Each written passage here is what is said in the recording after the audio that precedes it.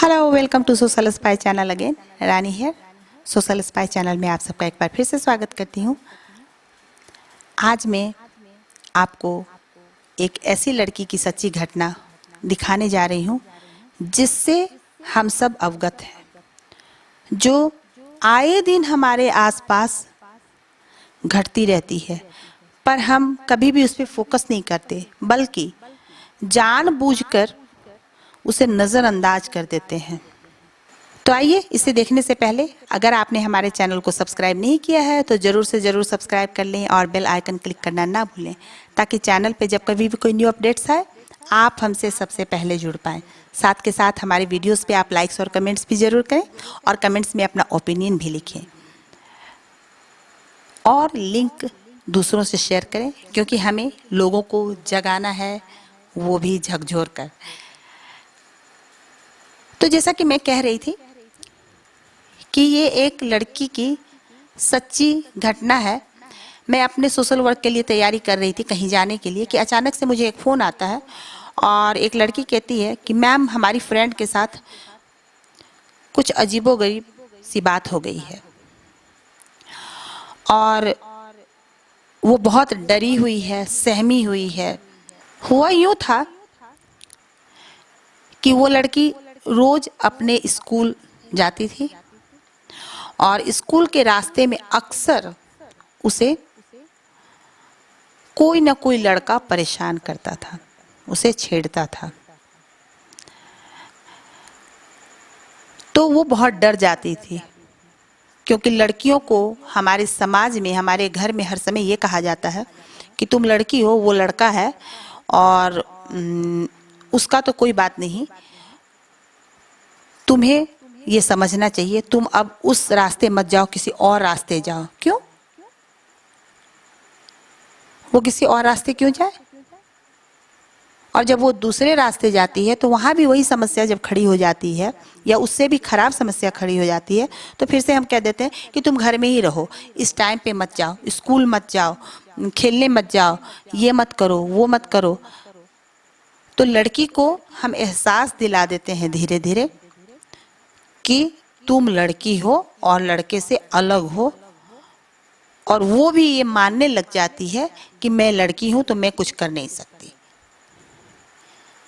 और उसके अलावे, डरने के अलावे, तो उसे ये डर भी हर समय अंदर रहता है। तो उसने क्या किया कि जब उसे स्कूल के रास्ते में वो परेशान करता था तो वो डरती रहती थी, और इसी दरमियान उसने अपना रास्ता भी बदल दिया, दूसरे गली से जाने लगी। अब वो वहाँ भी चला आता था, उस गली में भी आ जाता था और वहाँ भी उसे कहने लगता था कि जो तुम मुझे अपना बॉयफ्रेंड बना लो, या जो भी तरह तरह की बातें, शादी कर लो, मुझे पसंद करने लगो, मेरे साथ चलो वगैरह। वो बिल्कुल सहमी रहती थी, डरती होती थी, न जवाब देती थी, बस भाग के दूसरा गली पकड़ लेती थी या रास्ता बदल देती थी। ये आए दिन रोज का चक्कर हो गया और वो बहुत डरने लगी। एक दिन क्या हुआ कि वो अपने फ्रेंड के साथ जा रही थी, तो थोड़ी सिक्योर थी कि चलो फ्रेंड के साथ जा रहे हैं, अब वो कुछ नहीं करेगा। उस दिन उससे भी ज़्यादा खराब हुआ।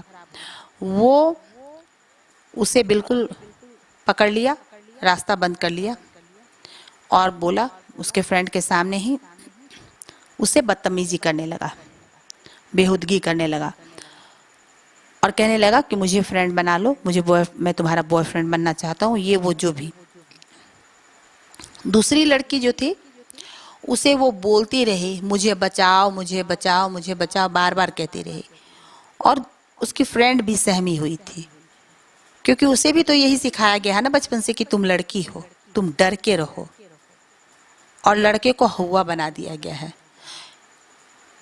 वो चाह के भी बहुत चाह रही थी कि मैं बचाऊं, पर वो बचा नहीं पाई और वो उसे परेशान करता रहा। वो आ गई घर। जब घर आई तो उसे इस बात का बड़ा गिल्ट हुआ, उसकी फ्रेंड को, कि आज मेरी फ्रेंड इस मुसीबत में थी और उसने कहा कि मुझे बचाओ।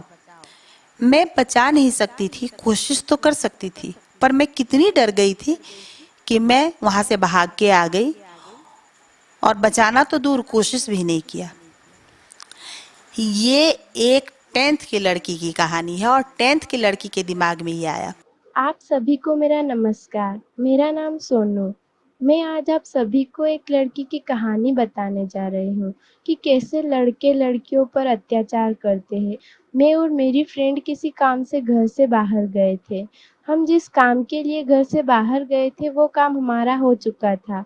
जब हम वापस घर लौट रहे थे तब रास्ते में एक सुनसान गली पड़ती है। तभी उस गली में 3 लड़के आए। उन 3 लड़कों में से एक लड़का हमारे पास से होकर गुजर रहा था। हमें तो ऐसे ही लगा जैसे वो लड़का हमारे पास से होकर गुजर जाएगा, पर ऐसा नहीं हुआ। उस लड़के ने हमारे पीछे जाकर मेरी फ्रेंड को पकड़ लिया और उसके साथ बदतमीजी करने लगा। मेरी फ्रेंड वहाँ बीच रास्ते में चिल्लाती रही, सोनू बचा, सोनू बचा, सोनू बचा। लेकिन सोनू उस दिन उसकी मदद नहीं कर पाई क्योंकि सोनू खुद डरती थी। लेकिन अब मैं नहीं डरूंगी। बाद में मुझे एहसास हुआ कि मैं खुद एक लड़की होकर एक लड़की की मदद नहीं कर पाई। ऐसा केवल उस डर की वजह से हुआ जो हम लड़कियों के अंदर हमारे समाज ने पाल रखा है। और हमारे समाज के लोग कहते हैं कि लड़कियां ये नहीं कर सकती, वो नहीं कर सकती। लड़कियां तो कुछ भी नहीं कर सकती। लड़कियां सब कुछ कर सकती है। फिर मैंने सोचा जिस लड़की के साथ गलत हुआ है उसके लिए मैं कुछ करूं, उसकी इज्जत के लिए कुछ करूं। लेकिन जिस लड़की के साथ गलत हुआ वही लड़की एक झटके में पीछे हट गई। ये उसकी गलती नहीं थी, ये तो उनकी गलती थी जिन्होंने लड़कियों के अंदर डर की एक गांठ बांध रखी है। उसके बाद मुझे रानी मैम का ख्याल आया कि रानी मैम खुद एक लड़की होकर हर मुसीबत का सामना करते हैं। वो किसी भी डर से नहीं डरते, प्रत्येक डर का डटकर सामना करते हैं। फिर मैंने भी ठान लिया कि अब मैं किसी भी डर से नहीं डरूंगी, उसका डट कर सामना करूंगी। और लड़कों से मेरी खास विनती है कि लड़कियों पर अत्याचार करना छोड़ दो। और लड़कियों से मेरी केवल यही विनती है कि आप सभी डरना छोड़ दो। और आप सभी से मेरी विनती है कि लड़कियों को घर में और बाहर दोनों जगह बराबर सम्मान देना। धन्यवाद। हम सबको रानी मैम को उनके कार्य के लिए पूरा सपोर्ट करना चाहिए। Thank you so much Rani ma'am, जो आप समाज के लिए इतना कुछ अपने बल पर कर रहे हो। एक 10वीं की लड़की जो 15-16 साल की होती है, उसके दिमाग में ये बातें आती है। हम लोगों के दिमाग में ये बातें क्यों नहीं आती है कि हमारी लड़कियां, हमारी महिलाएं आए दिन सड़कों पे, गलियों में, बाजारों में, मेट्रो में, ऑफिस में, स्कूल में, कॉलेजेस में, घरों में, कहाँ नहीं छेड़ी जाती हैं।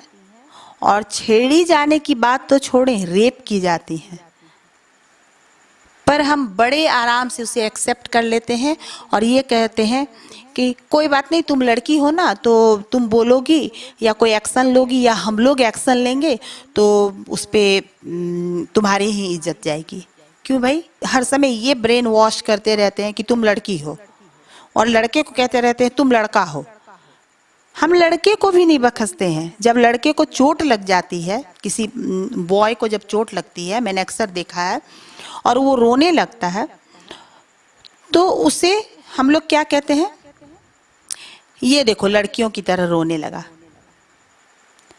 तुम रो रहे हो, तुम तो लड़के हो, लड़की की तरह रोते नहीं है, लड़कियां रोती हैं। ऐसा क्यों?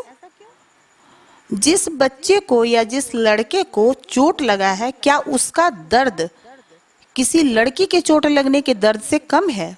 उस बच्चे को भी उतना ही दर्द हो रहा है। पर हमारी गलती क्या होती है? दोनों साइड से लड़के को हर समय बोलते रहते हैं तुम लड़का हो, तुम लड़का हो, और तुम लड़कियों की तरह नहीं हो। तो वो बिल्कुल मर्द बनता जाता है, उसके अंदर मेल डोमिनेशन आता जाता है कि मैं लड़का हूं, मैं जो मर्जी करूंगा। लड़कियों को हर समय बोलते रहते हैं कि तुम लड़की हो, लड़कों से अलग हो, तुम ये नहीं कर सकती हो, वो नहीं कर सकती हो, तुम्हें घर में रहना चाहिए, ऐसी बातें हो जाए तो तुम्हें किसी से चर्चा नहीं करना चाहिए, तुम्हारी इज्जत चली जाएगी। तो जिसकी वजह से क्या होता है, लड़की अलग सहमी रहती है।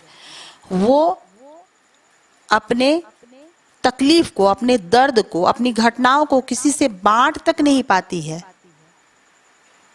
मैं जाती हूँ सोशल वर्क करने, मुझसे बांटती है बहुत सारी लड़कियां, क्योंकि मैं खुलकर उनसे बात करती हूँ सब कुछ, और उनके अंदर कितनी दर्द है वो मैं समझ रही हूँ। उन्हें कोई सुनने तक को तैयार नहीं है। तो दोनों साइड हम लोग क्या करते हैं कि दोनों को अलग अलग तरीके से ब्रेन वॉश करते हैं, और एक तरह से दोनों को ही हम नीचे की ओर ले जाते हैं। यहाँ तक कि फैमिली में जब वो आके अपने माँ बाप को भी बताती है, ज़्यादातर यही होता है कि माँ बाप भी बोल देते हैं कि नहीं तुम लड़की हो, तुम किसी को बताना मत, उसके साथ नहीं होते हैं। वहाँ भी वो कमज़ोर हो जाती है। एक लड़की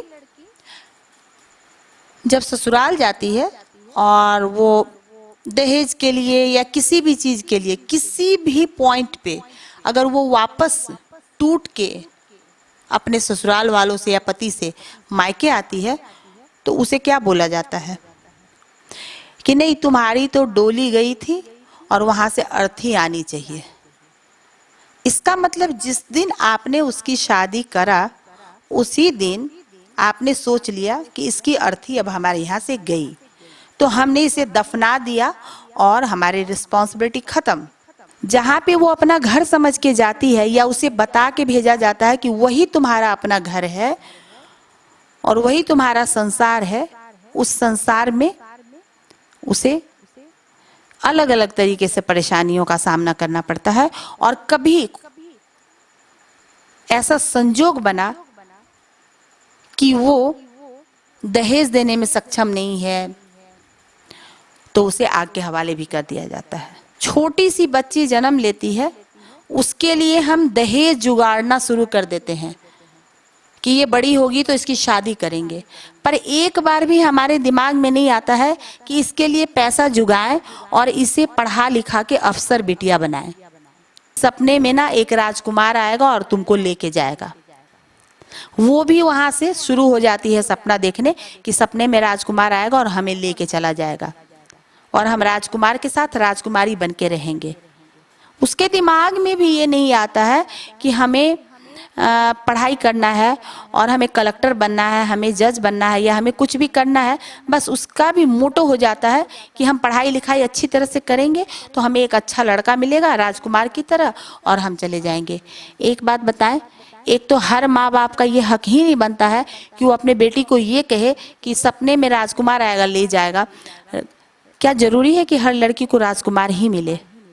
जिस तरह की कहानियों की बातें आप उस लड़की के साथ करते हो, उसके दिमाग में डालते हो, वो बच्चा दिमाग वो वही सोचता हुआ आगे बढ़ता है। और तब क्या होता है, आगे जाके उसका सारा ख्वाब टूट के हकीकत से जब टकराता है तो कुछ भी नहीं रह जाता है, कहीं कुछ नहीं होता है।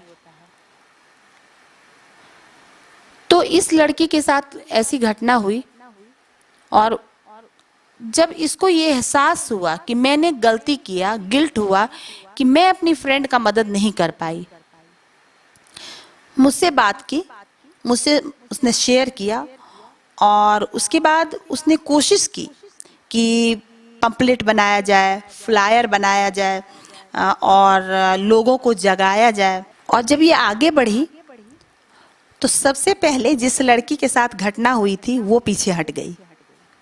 वो बोली नहीं, मैं जैसी हूँ ठीक हूँ और मैं नहीं कोई मतलब उसके विरोध में बात करना चाहती हूँ, ना ही कोई एक्शन लेना चाहती हूँ और तुम भी मत करो। अब इस बच्ची की बात को सुनिए, क्या कहती है।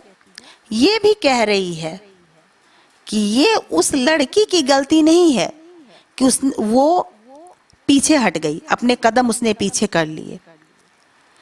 ये हमारे समाज की और हमारे फैमिली स्ट्रक्चर की गलती है जो ये एहसास दिला देता है कि तुम लड़की हो, तुम मजबूर हो, तुम नहीं कुछ कर सकती।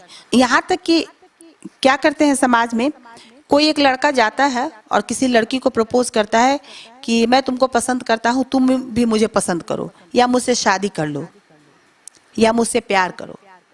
अगर वो मना कर देती है, बड़े आराम से वो तेजाब लाता है और उसके ऊपर डाल देता है। क्या सिला देता है अपने मोहब्बत का। इतना ज्यादा प्यार करता है वो कि अगर वो कह देती है नहीं तो उसे तेजाब में डुबो देता है। या मेरा कहना ये नहीं है कि सारे मर्द एक से होते हैं, मैं अभी भी ये नहीं कह रही हूं, लेकिन कभी आपने सुना है कि कोई लड़की किसी लड़के को प्रपोज करने गई और उसने कहा कि मुझसे ना शादी कर लो, और लड़का ने कहा कि जो नहीं मैं शादी नहीं करूंगा, तो लड़की ने उसे तेजाब डाल दिया हो? आप बताएं। या कभी ये सुना है कि किसी लड़के के लिए दहेज मांगा गया हो और लड़की वाले ने उठा के लड़के को जला दिया हो ना देने से? या ये सुना है कि किसी लड़के को जिसकी बीवी मर जाती हो उसे आग में झोंक के सती बना दिया जाता हो?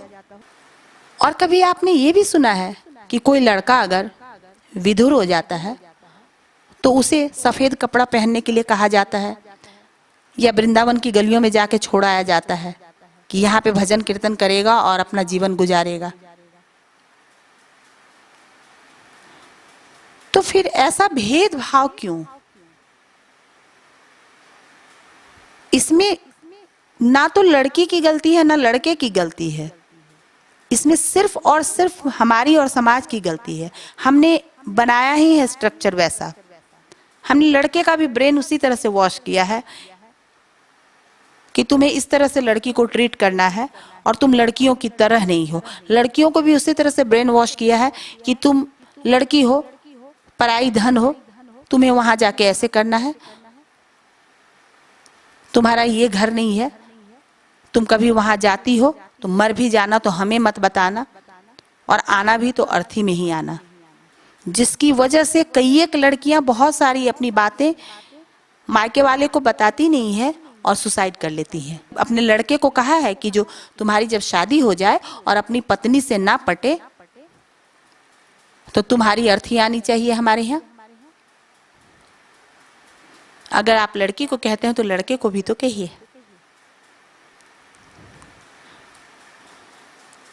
तो जिसकी वजह से लड़कियां जो है वो सहम जाती हैं। हर जगह जब देवदासी प्रथा होती है तो लड़कियों को देवदासी बनाया जाता है, लड़कों को क्यों नहीं देवदासी बनाया जाता है? उन्हें भी तो बनाना चाहिए। अगर लड़कियों की शादी भगवान से कराई जाती है तो लड़कों की शादी देवियों से क्यों नहीं कराई जाती है? देवियां भी तो हैं। ये सारी जब मैं क्वेश्चन उठाती हूँ, डायरेक्ट मैं मीटिंग में भी उठाती हूँ, जहाँ पे मेरा स्पीच होता है, या कहीं भी सोशल वर्क में भी उठाती हूँ, कुछ लोग बड़े अजीबोगरीब तरीके से रिएक्ट करते हैं और अभी भी करेंगे। अभी जो मैं बोल रही हूँ उस पर भी बहुत सारे लोगों को ये लगेगा। तो वो कहते हैं ना कि नहीं, हमारे यहाँ तो देवियों की पूजा होती है, औरतों को देवी माना जाता है। प्लीज आप औरतों को देवी मानना छोड़ दें। औरतों को पूजा नहीं चाहिए, उन्हें आप समझें जरा सा, एक बार उन्हें जिए, उन्हें जी कर देखें। उन्हें देवी बनने का कोई शौक नहीं है। जब आप देवी बना देते हैं तभी आप उसको स्टैचू बना देते हैं, पत्थर बना देते हैं। और पत्थर बना देते हैं तो तुम कुछ बोलो मत, तुम कुछ सोचो मत, तुम कुछ करो मत, तुम अपना कुछ व्यक्त मत करो, तुम रो मत, तुम हंसो मत, तुम दूसरे से बात मत करो, क्योंकि तुम तो पत्थर की मूर्ति हो, देवी हो। एक जगह स्थापित हो जाओ। चांद मत बनाओ बेटी को, बेटियां चांद जैसी होती हैं, मत बनाओ चांद, उन्हें सूरज बनाओ। जिसके तपिश से उनके साथ करने वाले बेहुदा हरकत और बदतमीजी जल जाए सामने वाला इंसान। एक बड़ा ही संगीन और कॉमन घटना है ये, जो आए दिन जहां तहां, एक दो नहीं, सैकड़ों के तादाद में हर दिन सुनने को मिल जाती है, देखने को मिल जाती है। बड़े बड़े पोस्ट पे महिलाएं हैं, कलेक्टर हैं, डॉक्टर हैं, इंजीनियर हैं, ऑफिसर हैं, पुलिस में हैं, नेवी में हैं, हर जगह हैं। महिलाएं कहाँ तक नहीं पहुंची हैं, कहाँ नहीं हैं, लेकिन हर जगह वही कहानी, वही बातें, वही चीज, वही घटनाएं। ऐसा क्यों, ये मैं आप लोगों से पूछती हूँ। तो आज से प्रण लें कि हम अपनी बेटियों को चांद नहीं सूरज बनाएंगे और उनका साथ देंगे, उन्हें सुनेंगे, उन्हें ये एहसास नहीं दिलाएंगे कि तुम लड़की हो तो ये नहीं कर सकती हो, वो नहीं कर सकती हो। उन्हें ये एहसास दिलाएंगे लड़की हो, वाकई वो लड़की है, इसमें कोई कहने वाली बात ही नहीं है। नेचर है तो एक लड़का एक लड़की है, लेकिन उसे बताना है कि तुम लड़की हो, पर हर समस्या का डटकर मुकाबला करो, घबराओ नहीं, कमजोर मत पड़ो, और जब भी तुम्हें हमारी जरूरत हो हम तुम्हारे साथ हैं, पूरा समाज तुम्हारे साथ है। तो आप एक बार करके देखिए कितनी मजबूत होगी लड़की और कितना समृद्ध और संपन्न होगा और संपूर्ण होगा हमारा समाज।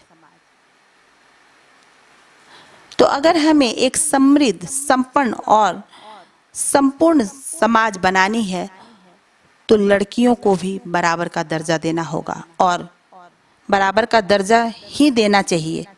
ये भी एक बात मैं आपको बताऊंगी, ऐसा नहीं कि लड़कियों को देवी बना दिया तो उसको ऊपर का दर्जा दे दिया, नहीं, बराबर का दर्जा दे प्लीज, और उसी तरह से पालें, पढ़ाएं, लिखाएं जिस तरह से लड़कों के बारे में सोचते हैं। आज भी मैंने डाटा देखा है, जहां भी रिजल्ट निकला है कहीं भी, अगर लड़कों ने 74% ग्रेड लाया है तो लड़कियों ने 91% लाया है। लड़के अगर एक टॉपर निकले हैं तो लड़कियां 9 टॉपर निकली है 10 में से, और हर जगह पे वो आगे निकली हैं। और ये कोई आज की कहानी नहीं है, ये हिस्ट्री में भी था। तो आप लड़कियों को भी मौका दें, ताकि जो ये वीडियो में कह रही है लड़की, ऐसी घटनाएं ना हो और हिम्मत करके लड़ने का जज्बा हो उनके पास। तो आज की वीडियो में बस इतना ही। मिलते हैं अगले वीडियो में किसी और सच्ची घटना के साथ जो मेरे सोशल वर्क के दरमियान होता है, और मैं जाती हूँ उन्हें संभालने के लिए।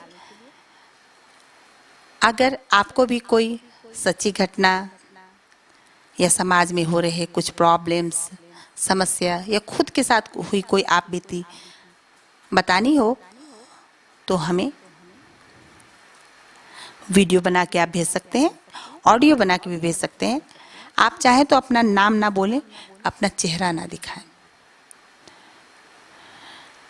और ईमेल आ रहा है तो ईमेल पे भी संपर्क कर सकते हैं, या फिर कमेंट सेक्शन में अपना नंबर छोड़ सकते हैं, हम आपसे संपर्क करेंगे। नमस्कार, good bye, take care and thanks for watching.